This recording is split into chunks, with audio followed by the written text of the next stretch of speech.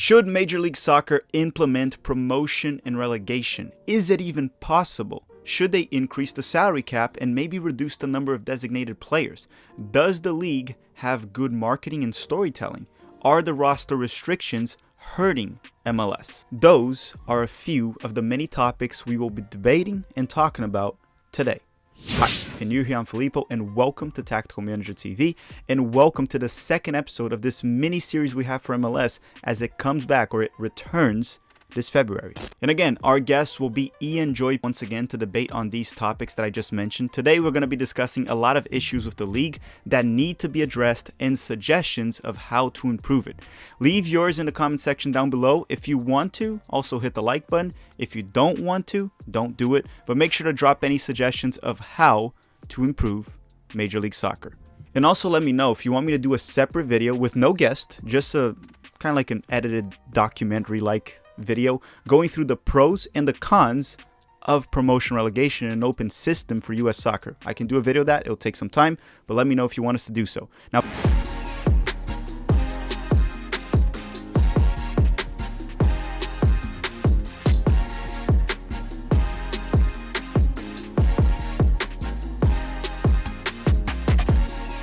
all right, everyone, welcome back to segment 2. We've had segment 1 when me and Ian discussed MLS and where we rank it globally. Hopefully you all watched that by now and let us know your thoughts.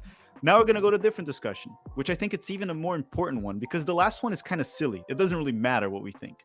This one is going to be a constructive criticism discussion where we're going to see where we think the league lacks and what it can improve. It's done a lot right. It's done a lot wrong. It's a young league. It's learning. Sometimes it's not learning and it continues to repeat mistakes. We'll talk about it. But we're going to talk about what we think MLS has to do to improve. So, Ian, welcome back, even though you kind of never left. Listen, I'm here. I'm always here. Whether I'm on your show or watching your show, I'm always present. So just remember that. When you're talking, I'm listening. Why don't we start with the hottest topic in MLS in regards to improvement? The one that is very divisive among the fan base. Some people love it. Some people hate it. Promotion relegation. Okay. It's not something the American sports culture is used to, right? Other sports don't need it. I do think mainly because they are the best league in the world in what they do, and they have a very strong draft system. The college system is extremely competitive for football, American football, basketball, baseball. I think mainly that. Now, soccer here, the college system is not good. Just being completely honest. It's lots of fun to play. Congratulations, anyone. It's not easy to play in college, but it's not very good from a global scale of like getting good players to develop. So promotion relegation, let me ask you first before anything. I'm not the biggest pro rel guy, but I am for pro rel. I think that MLS would improve with it. I can make my points, but I want to hear you first. Are you for adding promotion relegation? Are you not? Or do you think it's something that should be considered later on? I don't really care. I see so many people debating promotion relegation, and I can understand from both sides exactly why they passionately feel about it. However, I don't really care. I think Major League Soccer down the line, the more teams or more franchises that get thrown in there, it makes more sense to have some sort of league structure, certainly to give a competitive nature to someone outside of the top team who's winning Major League Soccer every year. But right now it works. I think the system works right now, and I'm okay with it. I enjoy it. I don't really care if there's a team who's failing badly and end up not caring much about the season. They're waiting. There's no benefit to having last place finish in Major League Soccer. You're not picking up the best players in the draft. I mean, whether you like it or not, your best option to have a more successful team the following year is by investing more in either your youth system in local players or players from around the country, or by going out in the transfer window and bringing those players into your football club. But promotion relegation is a passionate, debated topic, and I love to see the debate, and I passionately understand why people feel for it both sides. If I was to look at why they would have it, is because of what I just said. You want to make sure that teams are invested with their fans. Their fans can be invested in if you're 10th, 11th, 12th in Major League Soccer as far as investment, or if you're sitting in a current table position that's lower than normal, then maybe you split it up and you have different table tiers. Then that would give teams to be more invested in to try and winning that tier and then promoting to a higher tier where maybe there's more I don't know, benefit for it financially, or for whatever reason, you have to give a benefit to these teams to have promotion and relegation. And then the opposite side of things is that it's just not tradition here. Traditionally, you have a playoff system. Traditionally, you want to compete in the playoffs. I Adds absolutely risk to love. investors. It adds risk to investors too. Great point. Yeah. Owners. Why do owners want that? Owners don't want to have a team in a second tier, third tier, or fourth tier. No. They want to have their team in the top tier and recognize that they can have an impact on their team if they invest more, which I think is not a bad thing. So also ask more from your fans, pack the stadium out, make it an environment to obviously try to attract the best players, but also to try and make it much more difficult for the opponents to travel there and win games. So I can see both sides of the coin here, and I understand and I recognize there is a massive debate out there which I love watching. But realistically, my answer is I don't care. Yeah. So if they added promotion relegation, you wouldn't oppose it. If they don't, you don't care. I'll give you some of my arguments towards it, and the reason I'm not like one of those guys that's always screaming promotion relegation is because I do have some doubts about it here in the U.S. from a cultural standpoint, right? What happens in other countries, and I'll talk about South America more specifically, is when a club gets relegated, sometimes the fan base embraces the team more than ever. It's like, let's push them back. And those teams get the money because it's limited. They invest in the academy, develop players, and the fan base pushes the big club back up. We see that so often in Brazil, so often. Palmeiras has gotten relegated twice the past 20 years. And they won 2 Libertadores. It's so crazy. It's like a club winning the Champions League twice and getting relegated twice in 20 years. You don't see that in Europe, right? And that's where I don't go too crazy with promotion relegation in the US is the US going to be more like South America, or is it going to be more like Europe, where the big boys nowadays just stay as the big boys, the other guys just fight? I like to see interesting storylines. In Brazil, again, in South America, Grêmio won the Libertadores not so long ago. I think in 2016, they beat River Plate or whatever it was. Massive final. They won it. And Arthur was in that team, the guy that went to Barcelona. And they were in the second division last year. That's 5 years ago that they won. It's like they won. So I like that. Like, it's unpredictable. Cruzeiro won the Brazilian League twice in a row in 2012, 2013, got relegated like 5 years later because of financial. So if promotion relegation leads to that, you'll create a much more passionate fan base. You'll create storylines that are amazing to follow. But then you have it in Europe where it's not as interesting in some leagues because it's always the same yo-yo clubs coming back and forth. It kind of becomes, for a neutral, you don't care. You start to become, okay, Norwich, great. They're back in the Premier League. They're back relegated. So that's how I see it. Now, benefits of promotion relegation. And I also don't know if American fans would embrace their team when they get relegated. They might abandon the team. There's that. That's one thing that I would fear here. Promotion relegation, great. You're relegated. And then the American just abandons it because it's not the same as abroad. You live through that. You know how it is. It's almost like a religion. Yeah, and only through time would people embrace relegation. Only by understanding it more, and through time would you ever say, okay, right now we need to get behind our team like you're talking about and really turn up for them. Only through time will that happen, you know? But adding to what else I was saying was, I think promotion relegation could add passion if the community really embraces the team. Am I 100% sure they would? I don't know. I don't know in the US. If I said yes, I would be lying to you. I don't know. One thing I do love about promotion relegation that MLS blocks is I've seen multiple occasions when you build a soccer pyramid and you can move up the ranks. So to get into Major League Soccer today, you have to put a franchise payment of over $300 million just to start. That is huge. That is big. Now, if you have a pyramid that you can move up the ranks, you can start in the 5th division or 4th, whatever you want to go to. Let's say 5th division. You can just build your own club, fill in the requirements, which would be, trust me, way cheaper than 300 million. Way cheaper. You can be a club that invests in development and you develop players within your community, try to develop, and you can move up the ranks if you put in that money. You can get big investors to invest little money and grow up the ranks. And you see that a lot in different countries sometimes. I don't want to use our Red Bull as an example, but sort of what Leipzig did in Germany, Red Bull Leipzig. But there's other examples much better than that. MLS doesn't allow that, right? You either come in as a top dog, 300 million, let's get into it, or you don't come in at all. You don't exist. Promotion relegation allows that, right? And that will get more involvement with the community. Sometimes these small clubs, the community really embraces it. You know that in Scotland, that most certainly happens in Scotland. They really embrace it. MLS, I can speak on my experience here in Orlando. the community hasn't really embraced. I would say 90 to 95% of the city can't name one player in the roster, which is sad, right? I'm not saying everyone has to be a fan, but everyone should at least like know. Like a lot of people sometimes they don't know the club exists, which is ridiculous. I work with Right. soccer here, and I've worked with Orlando City too.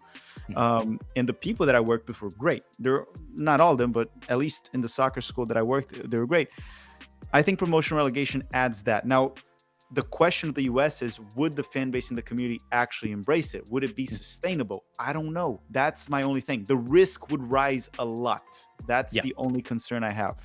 Yeah, I hear you. And I respect that decision as well. And obviously understanding, you being from the Orlando area, recognizing that, maybe the community is not necessarily all aboard of what Orlando have been doing, can't recognize players' names or faces. The club hasn't been recognized as a Major League Soccer team or a Major League team, full stop. That's about marketing more than anything else. That's about how do you market your franchise, your club, your team? How do you make the ticket a very hot, demanding ticket? It's very difficult to do that in any league around the world. You have to be able to give people an opportunity to not want to miss out on it. Again, I go back to, obviously, because I follow the Eastern Conference a lot more than I follow the Western Conference. The Eastern Conference teams do a pretty good job of marketing their teams very well, recognizing that, they've got good players now. They're starting to spend some money on big players. You got to try and find that superstar that is marketable in and around the market, in and around your area. But what I find more importantly about Major League Soccer, forgetting about major promotion relegation for a split second here, what I find more important about it is how they get in amongst their communities. How can you affect your community? I mean, if you look at the big clubs, and obviously Orlando is such a big place, you've got to be able to affect the community in some way to make people fall in love with your football club. Why should they buy a scarf? Why should they buy a jersey? Why should they come in and spend 3 hours of their day with you and spend $100 and enjoy a soccer game for 90 minutes, which could end up 0-0? Why should they do that? You have to get people involved in your community. Now, I played for and was very lucky enough to play for FC St. Pauli, which politically is a club that the people follow for political reasons. But they're also a tremendously marketable football club. And I recognize what they do in and around their community, helping the homeless. They obviously help with discrimination stories around the city. They make sure that there's a battle going on to protect against any type of discrimination, whether it be racial or sexism, homophobia, all kinds of things like that. And they do that in their community. So whenever people see and recognize the skull and crossbones that FC St. Pauli has, it stands for something more than just soccer.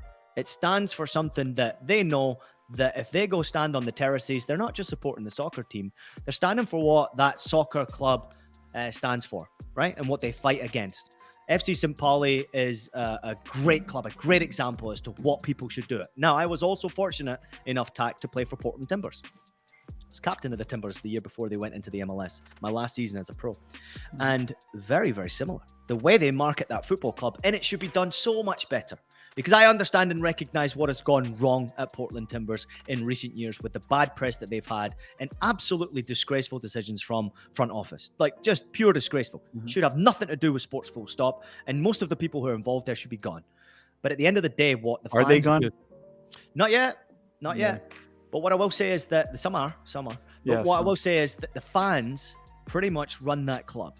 The fans should have more power within that club, because what they do is they market their club for the club of the people to protect against all these types of things, which it's amazing to me that it happens here in the United States of America, that a club can have so much power on the community, on the people. And, again, I go back to, obviously I was fortunate enough to go to MLS Cup final, NYCFC against Portland Timbers. And it was a difficult one for me going back to Portland, supporting NYCFC. But I went and hung out with the Timbers Army, and I went and met some great people. And that's a community. That's how you market a community. That's how you make people say, hey, have you got a ticket? Can I get a ticket? How do I get a ticket for this game? I need to be there. That's how we've got to be able to market Major League Soccer. So, Ian, see if you agree with me here, because I've been screaming this and been ignored so many times. F1 to me. Let's use F1 as an example. I watched it a lot as a kid. I don't really watch it much now, just to be honest with you, but I do follow along. But it was kind of dying off. It was dying off, and they found a way to come back with storytelling. Yes. And I don't see why MLS can't do the same.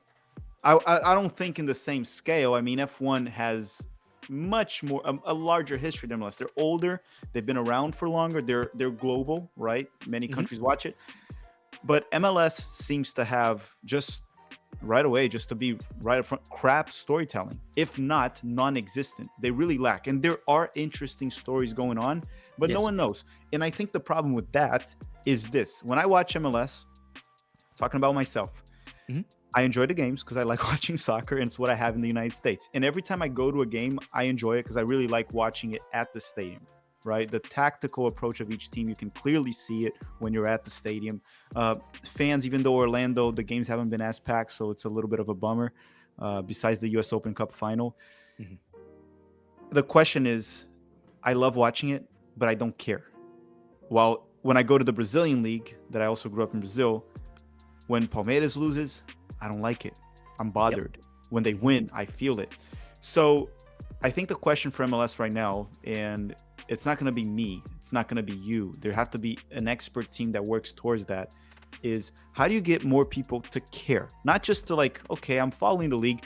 Make them care. Make them get angry when you lose. Make them get like, I'm not saying go and like have them yell at the player when they lose, but make them feel a loss. I see like Orlando winning the US Open Cup and the fans are like, yay, bye. I was Yep. like, wait, we're not gonna go party? Come on, we just won a cup here, man. Yep. Or when we lose, fans are just like applauding the team. I mean, don't need to boo them, but just like feel it. I Mhm. don't see that in MLS. Oh, and listen, I haven't been to every MLS fan base, so I might be talking about the league, and some fan bases are gonna get pissed off at me, Oh and yeah. they'll say we care. You're right, but I've been to Orlando. I've been to New York City FC. I've been to New Hmm. York City, the Red Bull Arena too. Hmm. I've been to Austin. I've been to where else have I been? You go to Um, Nashville? Did I see you at Nashville? I haven't been to Nashville, but I've been to No. the Houston, the Dynamo. Houston. I've been there. So I've been to different places, right? It's not like I've been to one MLS team. I've been to Mhm. many different areas, even different conferences. Um, and the only fan base that I really felt super passionate was Austin. Out of Mhm. all of them, I made a whole vlog about it, and people saw it. I said, I "Look, I'm saw it. not hiding anything. Look at them. Look at them. This is actually wonderful. I had a great experience there." I do have some question marks in regards if that's like new franchise hype. It's their second season; they were doing well, but Austin, outside of that, most including New York City FC, Mhm. too, have been disappointing from my Mhm. end at least. The Red Bulls more, if you like that. But so, do you think the league lacks on storytelling? Do you agree with that? And how do you fix that? Great point. And it's an important topic to bring up. And I can guarantee you it's a topic that's being discussed right now. And, obviously, one of the reasons why I'm a fan of your work is because you tell stories yourself. But you tell it from a brutally honest way. Your opinion is very harsh sometimes, but it's what people want to hear. They want to hear real stories from real people, and they want to hear genuine takes. Where a lot of the time, and obviously I've spent a bit of time in Europe, I go back and I watch the television coverage, and you get the best players and the biggest names on the TV, and they talk about the game and they break down games, and it's wonderful to watch them analyze games. But at the end of the day, it's not as interesting and entertaining as that. I prefer watching genuine people talk about soccer. So I enjoy social media a lot. I enjoy YouTube in particular a lot. I enjoy people who have created channels like yourself and created a platform and a following, because people want to hear that more now than ever before. Now, one message I sent you a couple of years ago on Twitter, where I mentioned, and no, actually, I was talking on CBS Sports, and you picked it up and you commented on it, where I said the US Mhm, soccer fan is more knowledgeable now than ever before about the mhm. world's game. And people need to start speaking to them in such a manner instead of talking down to the US soccer fan. And I Mhm. still believe that is the case. And I still believe that Major League Soccer teams, and Major League Soccer in particular, can do a better job of the way they communicate with their fans. For context, without wanting to interrupt you, so everyone understands, Ian on that episode specifically, it was more towards U.S. men's national team. I remember that a lot of the fans were speaking out and angry about a lot of the things Greg did, and some of the media people, as the some still do, but I do think it has reduced quite a bit. They were talking down to fans and sometimes calling them toxic for no reason, for just saying we don't want this guy on the national team. He is not good, or he's. I do understand some take it far. I do agree with that, right? You don't want to go and call player, take it personal, but I would say 90% of the opinion is like, we don't like this guy. And there's some bantering and some jokes about he can't score, he can't do this. And then Ian on CBS, it was CBS headquarters, I think. Yes. You said what you said. It was more directed towards USMNT media, which is MLS media too. Yeah, I mean, listen, US soccer media in particular, and this is also included in many people who work in and around Major League Soccer, they have an ego. They think they're better than the other person or the average fan. And like my point was that the US soccer fan is more knowledgeable now than ever before about the beautiful game. And a lot of, I'll give you a great example of this and you'll like this. I have worked in media for 12 years now, 10 years. And I have worked with some of the world's best players, biggest names that you could ever think of. Some of the dumbest human beings you could ever imagine when it comes to breaking down a game. And you've seen that. I've seen that with Major League Soccer, but also with other leagues around the world, top leagues, where they just simply can't break down a game. They could play a game probably better than anyone else in this world. Most certainly better. But breaking down a game and communicating with the viewer, there are media members, there are fans out there who can do such a better job. And therefore, I think personally that people need to have a lot more respect for the people that they're talking to when they're speaking to a camera now than ever before, because people are more knowledgeable. They understand the game better. They're watching more games. They're more committed. They're more invested than ever before. So therefore, they deserve a lot more respect, which is why I appreciate you actually recognizing that. But I have no fear. You know, this is the way I work, and you know that. And it's probably one of the reasons why you like me. I live on the red line. I like to push the boundaries. I don't mind testing my bosses and people I work around. You know, I've sat alongside Alexi Lalas and Eric Ronaldo. We all know what's been happening with them recently. And I've pushed them and I've challenged them. Well, I love both of them, but I challenge them. I don't accept mediocrity when it comes to people giving me analysis. I'll actually question them again. And I want to make sure I learn from them, but also make sure that they're learning that they can't just give a fluff answer. It has to be better. This is where the storytelling, and your point going back to it, is such a massive role in how we develop football fans and football clubs in this country. The storytelling, obviously with a new media deal changing over, you're away from RSNs, which is the regional sports networks, where clubs could have an influence on their local fans.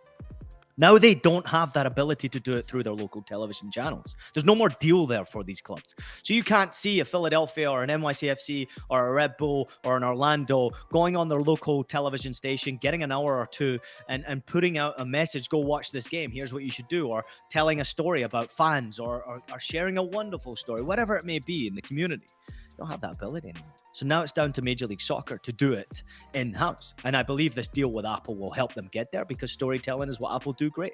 Now, the clubs, real quickly, they have a tremendous responsibility to still invest in the local community. So what they do on social media now, their own channels, their own websites, everything they do now is going to be scrutinized and so much more important for the development of their local communities than ever before. I want to add one thing. I don't even remember if it was in this segment or the previous one. I think storytelling is also another way to build rivalries. You talked about time, but storytelling is how you can give it 100 years. If you don't tell the stories, no one's going to care. So when you want to build rivalries, yes, you need time, you need games to happen, right? Things to happen. But if you don't tell the story and you tell it well, you explain it well and make people care, those rivalries are not built, which comes to another topic I wanted about how to improve MLS. And I wanted to get your take on this. The United States is a big country in size, bigger than all European countries outside of like maybe Russia, I guess. Yeah. Everything else, they're bigger. Yep. So in size, I think the US is somewhat comparable to Brazil. I think Brazil's a bit smaller. And Brazil does a lot of regional tournaments because of that too. We have the league, right? But we have a lot of state tournaments, sometimes even regional. That was in the past. Now it's just state. And that created massive rivalries because you are facing teams that are very close to you. You're seeing their fans. You play more often, so there's more stories happening.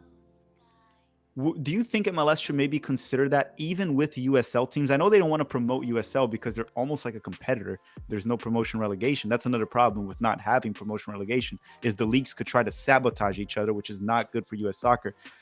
Do you think they should consider that? Like, think about it. I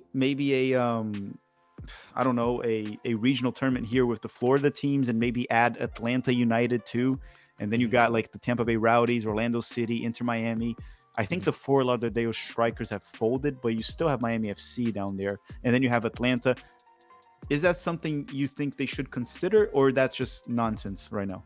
No, rivalries are tremendously important for the development of this league. Rivalries is how you get people invested, how you passionately get these religious fans who will do anything for a ticket. So rivalries and storytelling about rivalries is there. But they do have these inner MLS competitions where they hand out trophies. I mean, in particular, when I was playing at Real Salt Lake, they had this Rocky Mountain Cup between them and Colorado. And then up at Portland, they had a little rivalry with Seattle and Vancouver Whitecaps, But aren't which there there's friendlies usually? You mean no, like those no preseason? that no. In the regular season, it's sort of like a little. They count up the points, and then whoever Oh, has the most points from these three oh, games, they yeah, but actually get a trophy. but what I meant was more doing like a structure where they have Separate. an actual tournament separate, where they even have a final, so you can Yeah. have that fierce rivalry, right? Not something that's like not really official. It's almost like, oh, we're counting the points and you get a trophy, but they're not really competing on that. Because if you make, and these can be small tournaments, like that you play 6 games or 8 Mhm. max, Mhm. almost like a preseason tournament, but with an actual trophy, and you win the region. And I don't know, give it some benefit. Maybe you get a buy on US Open Cup, or an extra buy if you win it. Add Mhm. something to it to have some value. It's just ideas that I think of ways to make people care also, right? And Yeah. get some rivalries. And I think MLS and USL should work together and not against each other, in my Yeah. opinion. Yeah. No, listen, I was getting to that point that there should be more emphasis on these rivalries because there are beautiful rivalries and there are clubs who are in lesser divisions that are playing professional soccer around these great MLS teams that can compete also for a trophy. But is there enough rivalries there? Yes. But you've got to create them, and that's where the storytelling and where the divisional play comes into play.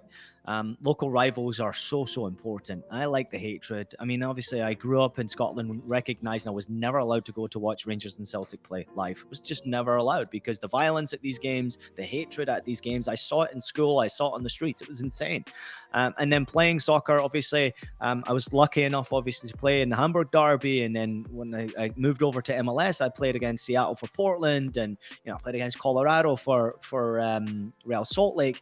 And because I knew a rival, it took people like me to introduce this rivalry to other players. There's a lot of players who came into these professional teams that didn't just saw it as another game, but no, Lack of no. storytelling. Lack of Lack of storytelling. storytelling. They didn't They don't know. know. So it takes people who have experience to share these stories to create the story even more so and create the rivalry. So listen, you're absolutely spot on. These stories need to be told. The communities need to have their imprint on all of these football clubs so that people are invested, and these stories need to be told. And I believe that Major League Soccer are willing and wanting to tell these stories. I still think that the project with Apple is going to be a hugely important project. I have seen behind the scenes as to what's going on. Really impressive, and I'm really excited to see how it comes about. But it is a big step in the right direction for Major League Soccer, and it's also a big gamble for Major League Soccer. So I'm excited. I'll give you an insight. I had a conversation with Garth. Are you going to leak something? You're going to leak something? Well, I'm just going to tell you a personal conversation I had. Okay. I had a personal conversation with Garth Lagerwey when he was at Seattle, just recently moved to Atlanta United. And it was about 3 or maybe 4 weeks before he moved to Atlanta. And these are all personal conversations. Obviously, I don't need to tell everybody out there what it was. But Garth is an awesome human being who has had success wherever he's gone. Real Salt Lake, Seattle, and now he's going on to Atlanta to really test himself as CEO, which is a great move for him. But he asked me, what can Major League Soccer and what should Major League Soccer do to develop? What can they do better? How do you get the stars here? How do you improve and become a better, more ferocious league? And I thought that is a fantastic question to ask because you could go in so many different directions with this. But it all comes down to storytelling. It all comes down to branding. It all comes down to investment. And obviously we could go into marketing 100%. You can't tell me. I had a great conversation with Jovan Karofsky offset while I was working at Fox discussing players who are playing in the highest leagues in the world making big money. At some point, his belief was that Major League Soccer would be able to pay these players, which they're starting to get to. And now then it becomes a question as to what the player wants to do, because they know they can get the same funding, if not a bit more, in Major League Soccer than they can do playing in some of the top 5 European leagues now. There's competitive pay. Now, can you give them competition to win a trophy? Can they walk away from a Europa League or a Champions League or a domestic trophy and now just focus on, will an MLS Cup be enough for them? Probably not. Not yet. Will an Open Cup be enough? No, not yet. But it's the ability to be able to market these players, not just the clubs. Because if you can offer a player who's playing in a top 5 league now an opportunity to come over and earn a great salary, but also to market themselves as a brand, which players do now more than ever before, you have a really advantage over a lot of places, because you're not offering them the marketing in a random city in France. You're offering them an opportunity to market themselves in LA, in New York, in Florida. You're starting to hit some of the big states, California, of course. You're marketing these big names now.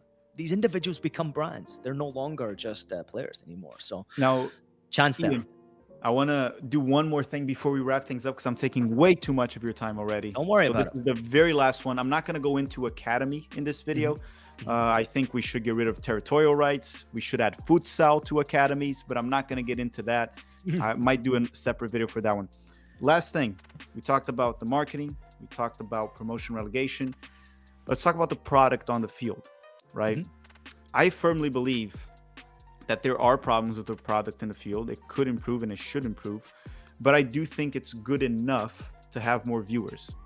And I'll tell you why. There's worse leagues in the world that they are still the number 1 watch league domestically. They're far worse. You go to Colombia, the Colombian league is worse than MLS today, but they are for sure the most watched league in their country, the Colombian league. Then they watch Premier League. In the United States, we don't have that culture or that passion yet for the league. Therefore, a lot of the soccer fans in the United States, when they look into MLS, they don't care about MLS. So they go, okay, I want to watch the best product. And then they look into MLS, they compare it to the Premier League. And then MLS loses, obviously. So, and then obviously people proceed to crap on the league and everything. And yes, it's not anywhere near the Premier League. I agree with them with that. If you want to see the best players in the world, they're playing in the Premier League. They're playing in the top leagues in Europe. But there are leagues that are worse, that are still number 1 in their country.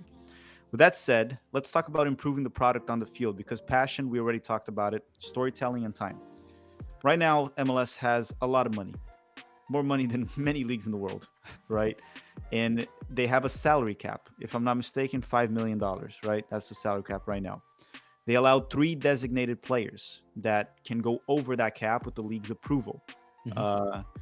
They allow 1 young designated player, right? The U22. He's U22, so technically 4 designated players and 1 being U22. My question to you is this. Do we need designated players, or do we need a larger salary cap? Because I would honestly get rid of the designated players and maybe triple that salary cap, and the overall product would be more balanced and better. I would just keep the young one. I do like the young designated player. That one is very good, but I would much rather a extremely higher salary cap and no designated player. I think we've grown past that. Well, we're getting there. And again, it goes back to structure. How do you make the league prolong? How do you entice these big owners to come in and invest a ton of money to buy a franchise? How do you invite the best players to come and play in this league? So we're certainly getting there. And exactly what you're wanting will inevitably happen, because it's the only way this league will grow and take it to the next level, where it will reach your tier number 1, is by attracting bigger players, bigger names, bigger brands, bigger superstars, and also keeping the best youngsters in this league. That's the only way, is to pay them properly. And like I go back to, is the marketing. How can you offer these kids opportunity, or these top players opportunity to grow their brand in this country? The designated player rule, and the rules in particular, are put out, in my opinion, for a reason. They're obviously a great talking point for all of us to agree or disagree with them. But I think they're put out there for a reason, for structure, is to make sure that financially teams still exist. Financially, teams can closely make profit. It's a way to obviously try and make sure that the league continues to grow when you have no franchise going bankrupt, and you can continue to push this league forward, and you can then entice more people to buy another franchise, and we can go from 28 to 29 like we are. It's a big talking point, and I think you will get your wish. You will see a higher pay structure. I think you'll start to see these bigger brands coming involved, sponsorships being obviously more involved, and owners having more of an impact as to how they can really help their players, coaches become better and more competitive.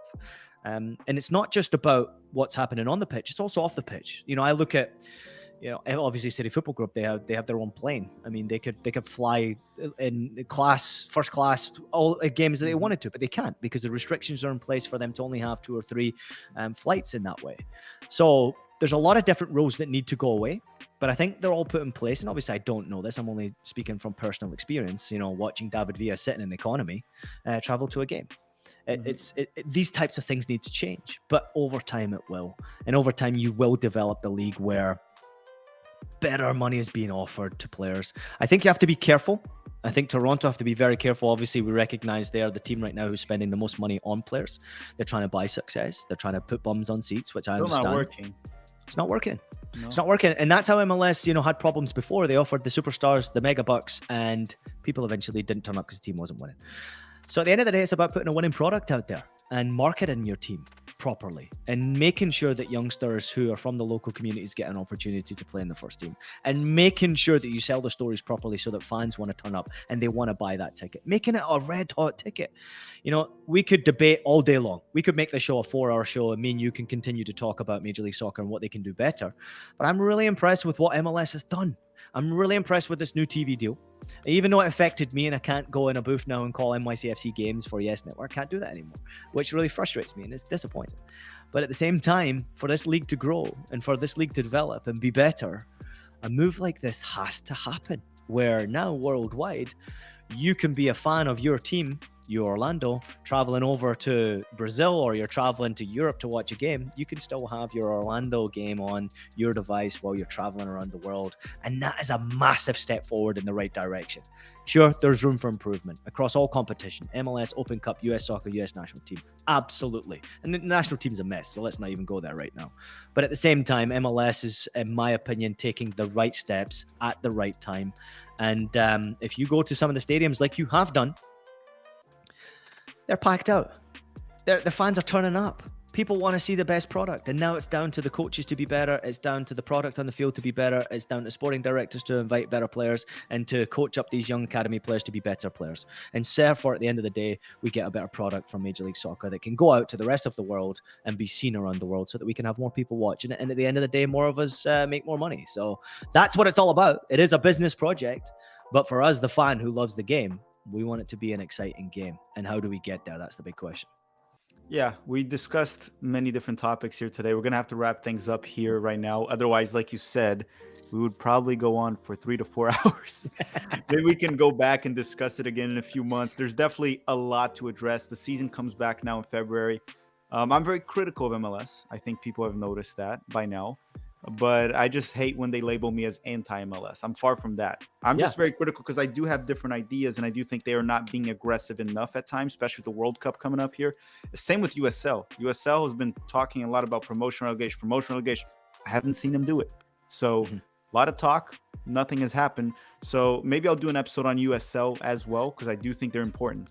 People like you who challenge Major League Soccer are so important. And I don't think you realize that. The fans out there, even if they're writing a message and criticizing Major League Soccer on social media, it is seen. It is seen and it's heard. Don't think you're not heard. Don't think that local clubs are not listening to their fans. They are. And having your opinion is so important because everybody's different. We all want a different product or a different, club or a different structure or whatever. But having these opinions and developing them around those opinions is tremendously important. If we don't challenge the executives at Major League Soccer to be better, then they'll just go about their business and it'll be handed down to the next person who will go about their business. No, desire, commitment, passion. How do we improve this league to become the best league in the top 5? How do we get there? That's the goal. And I think they're on the right path. Yeah, I think part of our media, just to wrap things up in a passive-aggressive way here, a lot of them are cheerleaders for mediocrity. The problem, they're just cheerleaders of the league instead of being actually critical of like what they believe is like, hey, I love the league, but we do need to work on this. This has to improve. They're cheerleaders, and that's not what the league needs. They don't need cheerleaders. Not right now, at least. Later on, whatever. Thank you very much, Ian. Once again, took too much of your time. Thank you for watching, everyone. Thank you for listening. And don't forget, as Ian said on segment 1, let us know your opinions. A lot of these takes here are just my ideas, his ideas. We're not right. We're not wrong. We want to listen to what you say.